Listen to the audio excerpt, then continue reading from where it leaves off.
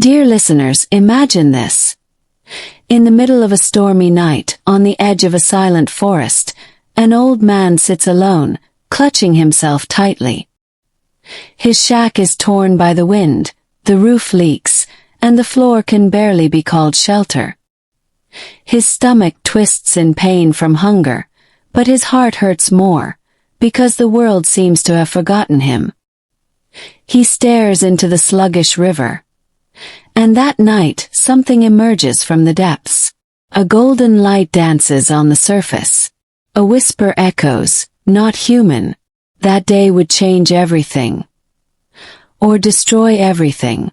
But before we get into the story, please support this channel with your like, share, comment, and subscribe.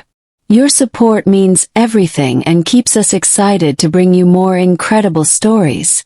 And of course, thank you so much to everyone who's already liked, shared, commented, and subscribed. You are a vital part of this journey. Oh, and don't forget to check in down in the comments. Let us know where you're listening from, so we can see just how far these stories have reached. Now let's continue with the story. The morning wind blew gently, carrying the scent of wet earth and mist hovering above the river. In a worn-out shack with bamboo walls on the verge of collapse and a roof that barely held together, lived an old man named Grandpa Jiraiya. His body was frail, skin weathered, and his eyes held the pain of a past that never truly healed. Every morning, Grandpa Jiraiya hobbled down to the river. In his hand, he carried an old fishing net, patched countless times.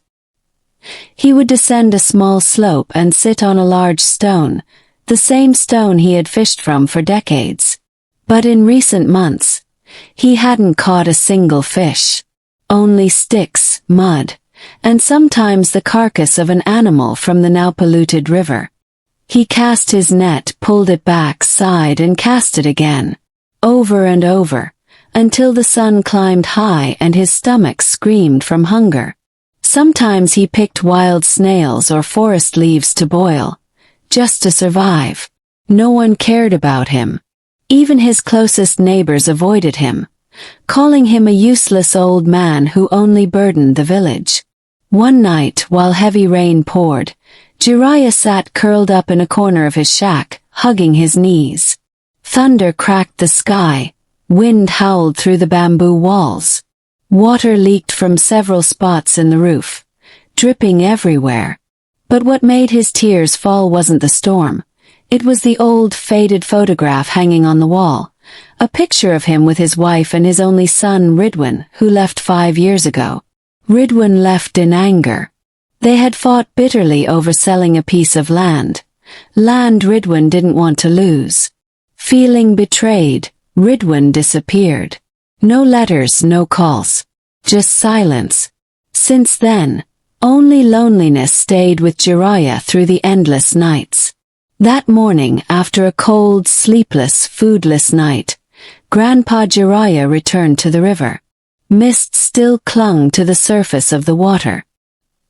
He stood for a long while, staring at the calm surface, then muttered softly, "If this is where my life ends, then at least let me die in peace." He threw the net once more. This time it felt heavy. He pulled slowly. His heart pounded, not from hope but fear and confusion. Something was inside the net. Fish. But not an ordinary fish. Its body gleamed gold, and its eyes sparkled like crystal. It flailed gently, not in panic, but with awareness. Jiraiya froze. His hands trembled. He almost dropped the net in shock. And then a voice spoke, soft yet piercing, not from the sky, not from the wind, but deep within himself. Gentle. Unbelievable. If you set me free, I will grant you one wish." Grandpa Jiraiya gasped. He looked around, certain he was hallucinating. But the voice was still there. Clear. Steady. Real. He stared at the fish for a long time. He was old, beaten, tired of hoping. But somehow, he believed. Even just a little. With shaking hands, he gently opened the net and whispered with a cracking voice, "I just want peace in my life. And for my son to come home." The fish looked at him for a moment, then with a soft flick, it leaped back into the river. The water rippled. Then silence. Grandpa Jiraiya stood still by the riverbank, unable to comprehend what had just happened. He didn't know that from that day forward, something unimaginable would begin to unfold in his life, something that would change everything, but also bring a storm he could never prepare for.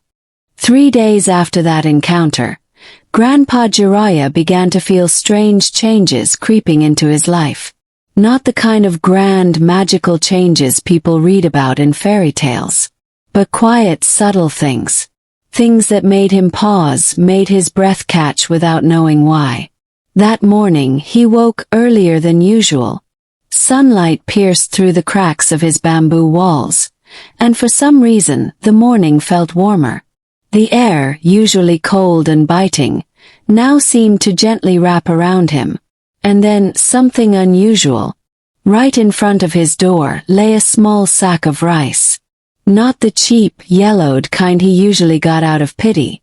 This was fragrant white rice, clean and polished. No footsteps. No clue who left it. Grandpa Jiraiya stood still, confused. He glanced left, then right. No one. Not a sound. His heart swelled with a feeling he hadn't known in years. Was it hope? Or fear? But hunger made the choice for him. He boiled the rice slowly, carefully. When the scent of warm steam rose from the clay pot, he broke down in tears. That day, he ate slowly, gently, as if afraid the rice would disappear if he touched it too fast. Day after day, the strange signs continued. Fresh greens appeared at his doorstep. Clean river fish hung neatly on a bamboo stick. Firewood was stacked without a sound. He asked no one. He told no one. He only visited the river more often, sitting on that familiar rock, gazing at the water in silence.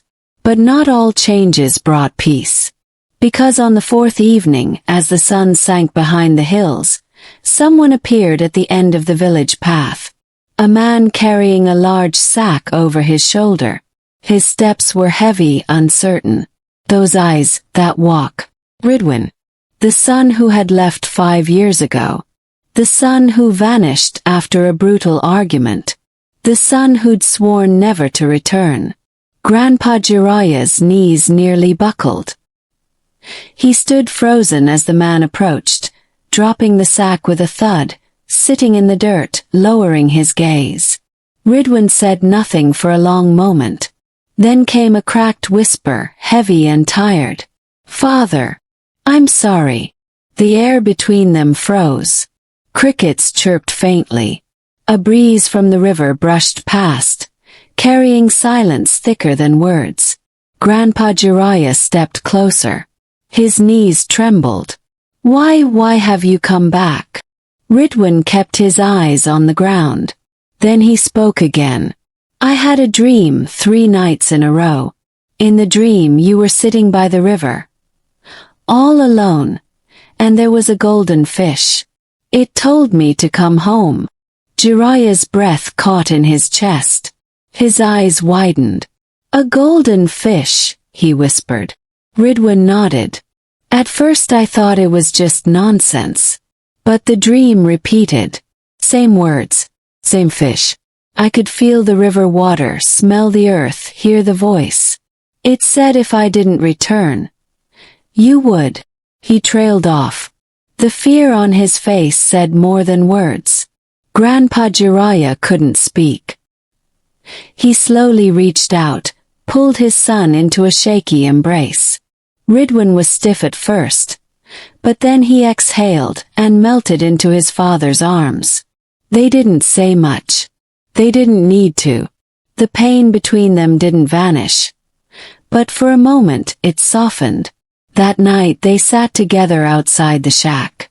A small fire crackled, warming their hands.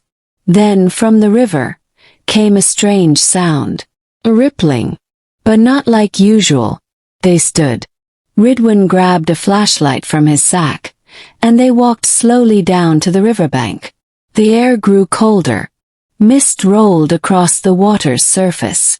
As Ridwan's light scanned the river, they saw it. A golden fish, swimming gently. And then, it vanished into the fog. But that wasn't the terrifying part. In the depths beneath the surface, something massive stirred. A dark, enormous shadow, long and winding, slithering through the water, like the body of a serpent far too large to belong in any ordinary river. Jiraya's body went numb. He gripped Ridwan's arm, trembling. His voice cracked as he whispered, "Why do I feel like I've traded our fate for something I don't understand?" Ridwan said nothing. His jaw clenched as he stared into the river. Whatever Grandpa Jiraiya had awakened, it wasn't done yet, and closing the door he had opened might no longer be possible. Ever since that night, the river no longer sounded the same. Its trickling changed. Sometimes it was soft and calming, but on certain nights it shifted into something more like hissing, like the breath of a creature, sleeping or waiting. Ridwan still didn't say much. He stayed with Grandpa Jiraiya, sleeping on the cold wooden floor, slowly stitching back memories that once shattered. But since his return, Ridwan often woke up drenched in sweat. His eyes wide, his chest rising and falling rapidly, staring blankly at the dark ceiling of the hut. In the mornings, Grandpa Jiraiya pretended not to notice. He knew Ridwan was dreaming about something, but he also knew not all dreams were meant to be spoken aloud. Some dreams were too dangerous to be said. Until one night, Ridwan woke up screaming. His body was trembling, clothes soaked. "Father, I saw it. Its eyes were black.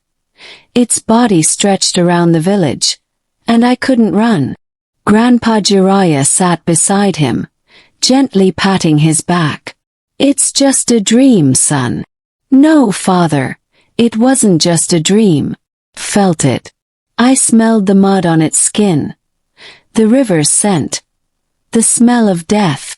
Ridwan closed his eyes, gripping the rough cloth beneath his knees. "Something is following me. Since the night I saw that fish." In the days that followed, unease settled like a fog around them.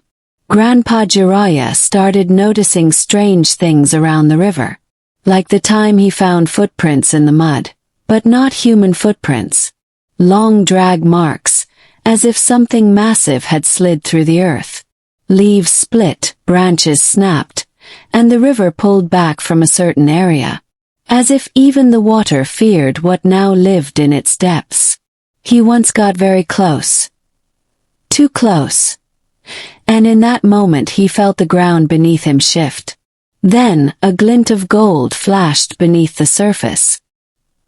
He couldn't tell, was it a fish or an eye? The fear crept into his chest, quiet but relentless. Yet what disturbed him more wasn't the creature. It was Ridwan. With each passing day, Ridwan grew more distant. Sometimes he sat alone on the big river rock, muttering. His lips moved as if speaking to someone unseen. Once, near dawn, Grandpa Jiraiya awoke to find Ridwan standing barefoot by the riverbank, ill, silent, staring into the water like a man under a spell. Jiraiya called out softly, but Ridwan didn't respond. His eyes were hollow. And at that exact moment, an owl flew low over their heads. In its beak dangled a golden scale. The village began to notice. People watched from afar, eyes wary. Whispers spread quickly. Some children said they saw Ridwan speaking to the river. An old woman swore she saw the body of a giant serpent rising from the water when Ridwan sat nearby. Rumors turned venomous. They said Ridwan brought misfortune, that Grandpa Jiraiya had summoned something forbidden. Some even suggested burning down their shack. Others wanted them gone, before the entire village was cursed. One night, Jiraiya heard many footsteps approaching. Torches flickered. Angry murmurs filled the air, spitting Ridwan's name like poison. He stood at the door of his hut, frail but unshaken. His hands trembled, but his eyes locked onto each familiar face. Faces that once gave him leftover food, now wanted to erase him. A man shouted, "He's calling the river creature. We saw the golden scale. Don't wait until we all die." Before anyone could move closer, Ridwan stepped out of the shadows. Thin eyes red but voice steady. "If I am the problem, leave. But don't harm my father." The crowd fell silent, but Grandpa Jiraiya wouldn't allow it. "No. If he goes, I go." Tears filled the silence, not from emotion, but from fear. So deep it became a wound that refused to close. The villagers left. But that night, the wind turned colder than ever. The river sighed, like it was holding in an anger that had waited for centuries. And by morning, the big rock by the river had cracked. From its split surface, a small stream of red water flowed, like blood. But the most terrifying thing, all of Ridwan's footprints from the night before, had vanished, as if he'd walked, without ever touching the ground. Since that morning, Grandpa Jiraiya couldn't sleep peacefully anymore. He kept glancing at the cracked boulder near the riverbank, and the small stream of red water that hadn't stopped trickling. It looked like an open wound in the earth. He touched the red water with his fingertip. Cold. Colder than river water should be. When he pulled his finger back, the skin had turned pale, almost frostbitten. But more than the chill, there was a feeling like something was watching him from within that stream. Behind it all, Ridwan had changed completely. He no longer spoke much, but his eyes held a burden too heavy to name. He knew what was happening, but he chose silence. Until one rainy afternoon, a storm rolled in. Their hut creaked under the force of the wind. But Ridwan stood unmoved at the edge of the river, letting the rain soak through his clothes. Grandpa Jiraiya called out, but Ridwan didn't flinch. "I have to speak to it," he whispered. "To what?" Jiraiya stepped closer. Ridwan kept staring into the rippling water. "The one that's been watching. It's not just a fish, father. It's the guardian of the river. And it's angry." That night Ridwan didn't sleep. He sat cross-legged near the riverbank, lighting a stick of incense he'd found in an old pouch, something his mother had given him long ago. The smoke curled upward, slowly forming strange patterns, then vanished just above the water. Then the river stilled. The rain stopped. The wind died. And the night felt dead. A voice emerged. Not human. Not beast. It didn't come through the air, but inside his head. Dark, ancient, whispering. "I've watched you since you were a child, Ridwan. You carry the blood of one who once bound me." Ridwan froze. His gaze locked onto the dark surface of the water. "Your father broke a vow. He took my gold. Now you must take his place." "How?" Ridwan asked, barely breathing. "Grant me one wish, and I will restore everything. Life, peace, wealth. But if you refuse, I will take the life of one you love every night, until my gold is paid in full." Ridwan didn't answer right away. His head bowed low. His breathing grew heavy. He knew this was no ordinary bargain. This was a dark pact, one that could never be undone. "I don't want to lose father," he whispered. "Then accept my terms." The next morning, Grandpa Jiraiya woke to find Ridwan gone. Only a torn piece of cloth lay on his bed, scrawled with shaking handwriting. "I must save us, father. Don't look for me. Don't go near the river." Grandpa Jiraiya ran outside. But the river had changed. Its surface shimmered gold. Hundreds of golden scales floated lazily along the edges. The air around it was warm, almost comforting, like it promised hope. But the hope felt fake. People from the village soon came. They gasped at the beauty of the river. They collected the water, gathered the floating scales, even bathed in it. They said it made their skin glow, their bodies stronger. They worshipped the river. But no one noticed that the village elders began dying one by one each night. Their bodies were found cold, their skin blue, eyes wide open, hands clenched over their hearts, as if holding something inside, trying to keep it from escaping. Grandpa Jiraiya knew. This was no blessing. This was a curse. And Ridwan had made an unspoken pact. All he could do now was pray silently, hoping Ridwan was still alive. But deep in the forest, near a hidden lake connected to the cursed river, a boy sat slumped. Before him, a golden-scaled creature the size of a house circled him slowly.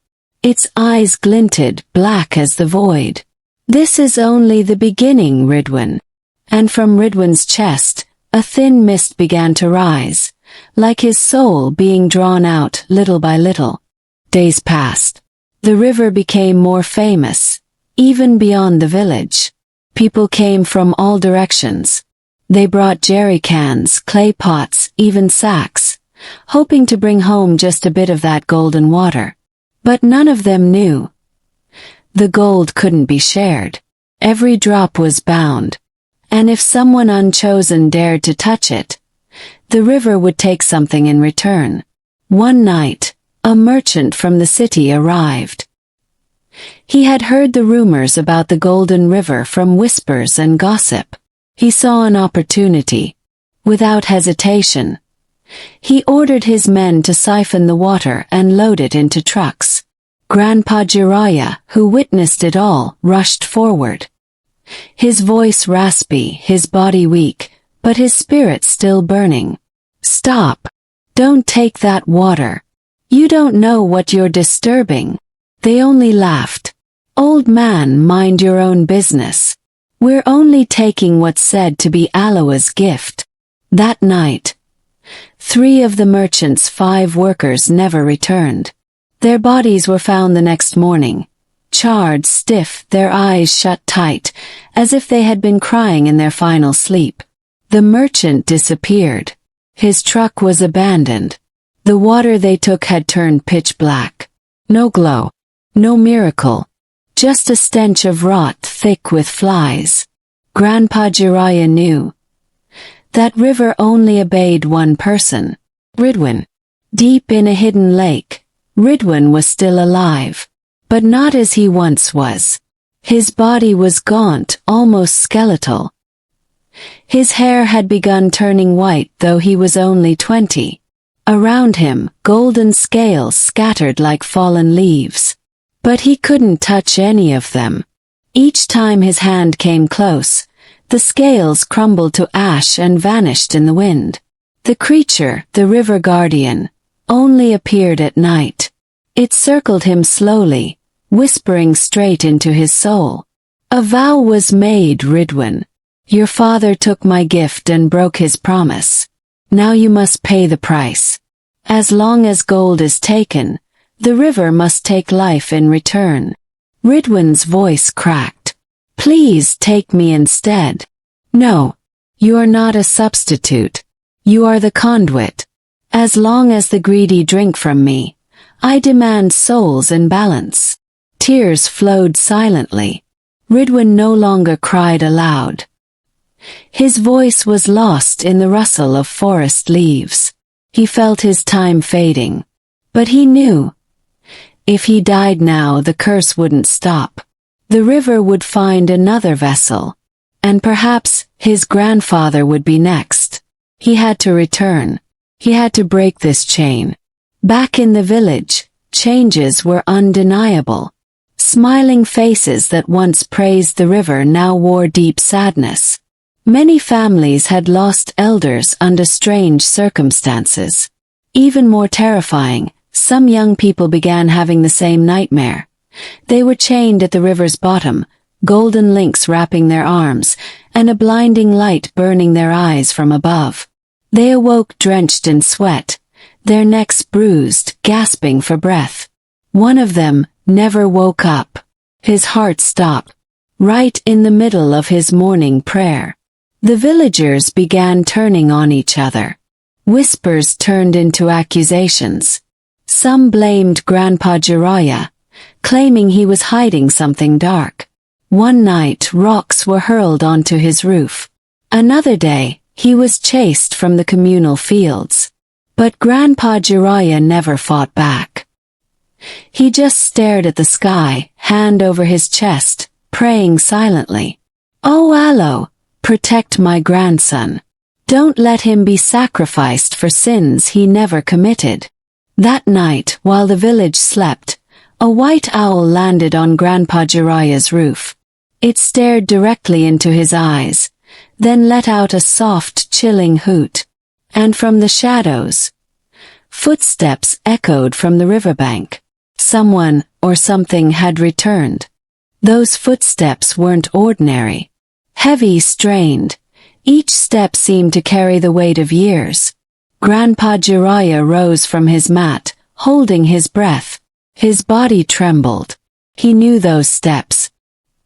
He recognized how they touched the earth. Slow but steady, like someone walking with deep wounds. When the door creaked open, he almost didn't recognize his own grandson. Ridwan stood at the doorway. His eyes sunken, skin pale, body reduced to bones. But the look in his eyes was the same, full of love and fear. Grandpa Jiraiya rushed to embrace him, but Ridwan stood still. "That's enough, Grandpa," he whispered. "Don't say anything. I don't have much time." "What do you mean, my son?" Ridwan lowered his head. "I can't stay long. I'm bound to something that doesn't belong to this world. But I still have a choice, before everything collapses." That night Ridwan told him everything. About the voice in the lake. About the golden-scaled creature he couldn't touch. About the sacrifices. And about the curse that kept swallowing innocent souls. "I've surrendered too many lives already, Grandpa," he said, trembling. "But the curse never stops. As long as people take gold from the river, it demands lives in return." Grandpa Jiraiya said nothing. His hands clenched. He only wanted a simple life. He never asked for gold, never chased luxury. But now, it all came down to one mistake, taking what should never have been touched. "We have to stop this, Ridwan." "I know.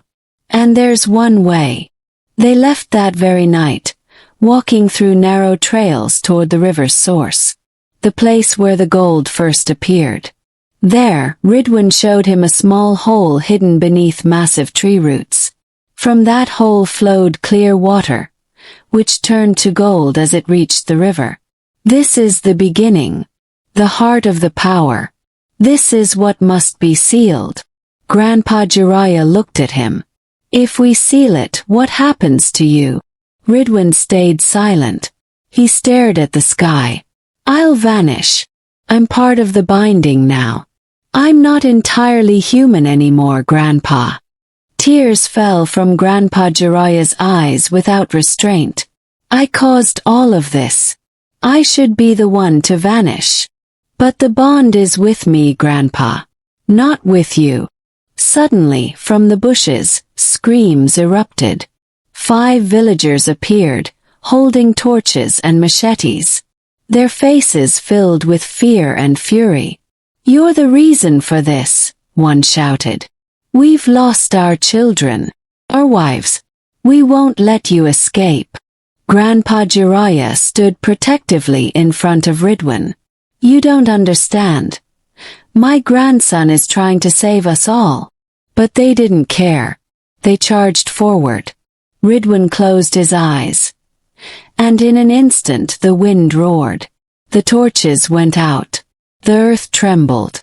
From the hole, a dark red light emerged, and voices echoed. Cries, screams, the voices of the sacrificed. Our souls were abandoned. No one asked for permission. The debt isn't paid. The attackers collapsed one by one. Some trembled, some sobbed. Others spoke in tongues like the possessed. The spirits demanded justice. They wanted release. Or replacements. Ridwan stood tall, his body slowly glowing. He turned to Grandpa Jiraiya, offering a faint smile. "This is the moment." And without another word, he stepped into the hole. His body swallowed by the light, and the golden river suddenly stopped flowing. Its waters turned clear again. The golden scales that floated above sank quietly to the bottom. The wind calmed. The screams vanished. And night returned to stillness. But inside Grandpa Jiraiya's chest, it felt like a hole had opened. One that would never close. The morning after Ridwan's disappearance, the sky looked gloomier than usual. Clouds hung thick like a funeral shroud above the village. Birds refused to sing, and the wind no longer whispered softly, but instead hissed like a cold breath from the underworld. Grandpa Jiraiya sat alone in front of his hut. His gaze was empty, his face looking 10 years older than it had the night before. In his trembling hand was a torn piece of Ridwan's clothing, left near the spring where he vanished. It was all that remained. The river had stopped flowing gold.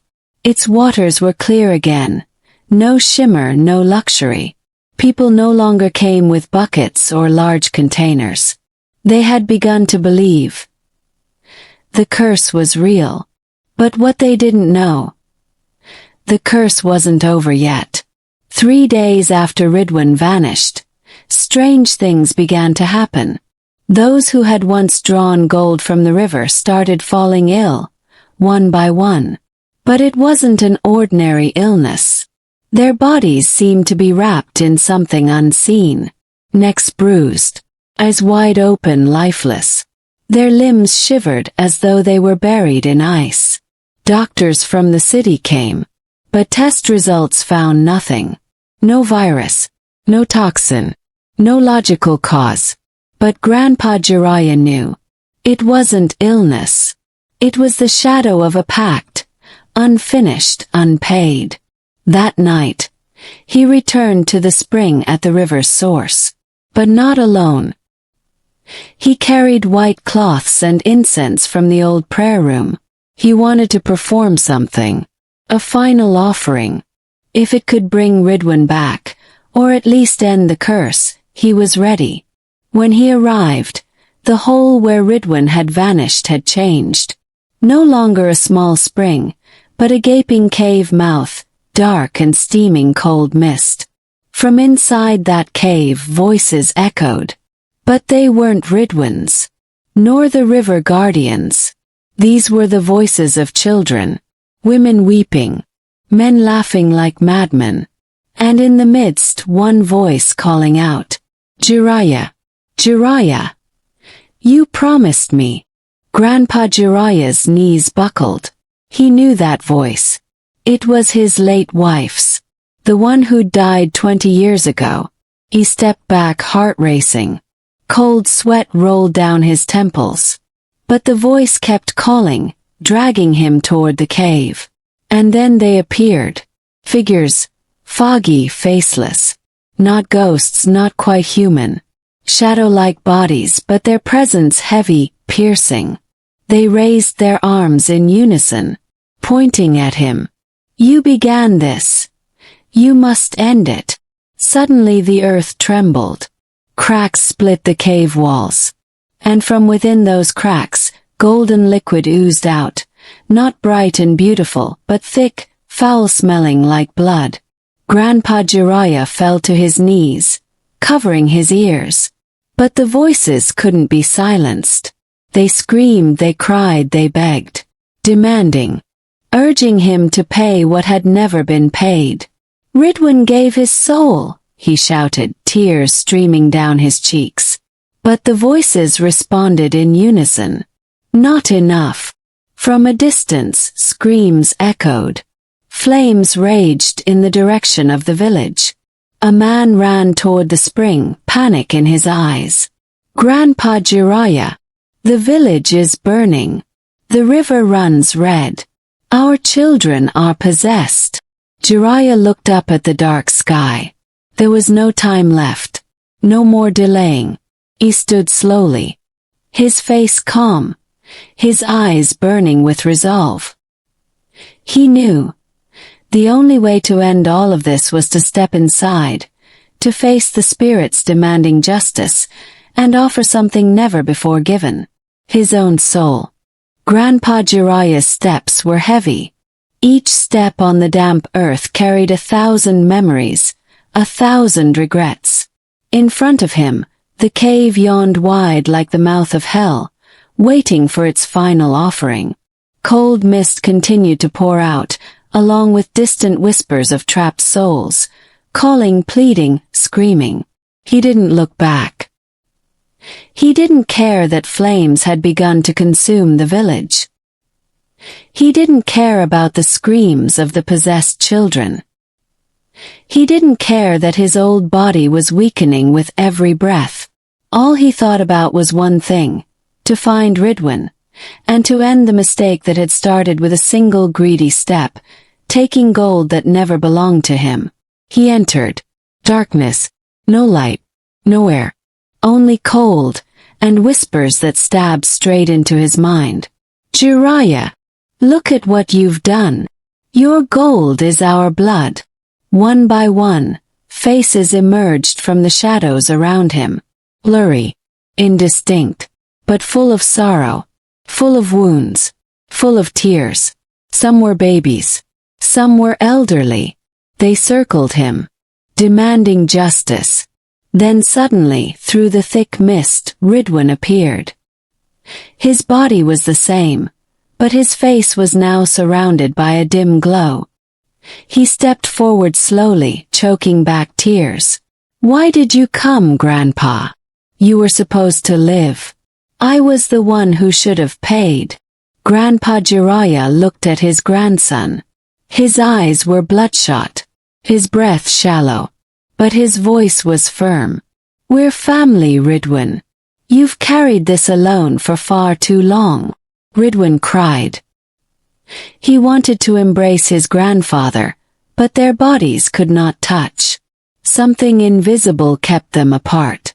Suddenly, the mist swirled violently. The ground beneath them cracked. A golden light exploded from below, forming a massive vortex. From within that vortex rose a monstrous figure, its body made of molten gold, its eyes glowing red. And from its mouth came the voices of 1,000 souls. "We want balance. We want replacement. We want a life offered without greed." Ridwan tried to fight. He stood between the vortex and his grandfather, but his body began to dissolve, bit by bit. He didn't have enough strength left to protect. Grandpa Jiraiya understood. This was the moment. He stepped forward closer to the vortex. "I, Jiraiya, with full awareness, offer myself." A blinding light burst. The voices stopped. Time seemed to halt. And in the silence, only one voice was heard. Ridwan's. "Thank you, Grandpa." The next morning, the village awoke to a sky clearer than it had been in years. The river flowed crystal clear. The fires had vanished. The children woke from their trances, laughing as if nothing had happened. And at the spring at the river's source, there was only a piece of white cloth, stuck on a rock. No gold, no voices, only peace. Ridwan never returned. Grandpa Jiraiya was never seen again. But each night, the flowing river carried a soft whisper that only those who have truly lost can hear. Forgive me, take care of this village. And from that day on, no villager ever dared take anything from the river again, not even a single drop, because they all knew, every piece of gold is paid with a soul. Dear listeners, from this emotional and heartbreaking story, we are reminded that in life, nothing ever truly comes for free. Everything we take without rightful ownership will eventually demand a price. What seems like a blessing at first, like gold, can become a curse that touches the lives of innocent people. Wealth gained from dishonest means often turns into a burden, even a disaster. Grandpa Jiraiya's journey teaches us the importance of gratitude, sincerity, and sacrifice. The priceless bond of family love, and the irreplaceable value of a human life, far outweigh any treasure the world can offer. Ridwan's silent burden to protect his grandfather, and Jiraiya's final act of sacrifice for Ridwan and the whole village, are moving examples of unconditional love. In this fast-paced and material-driven world, we sometimes forget that true peace does not come from piles of gold, but from a clean heart, pure intentions, and a meaningful life. Do not be blinded by the glitter of the world to the point of losing your conscience and forgetting humanity.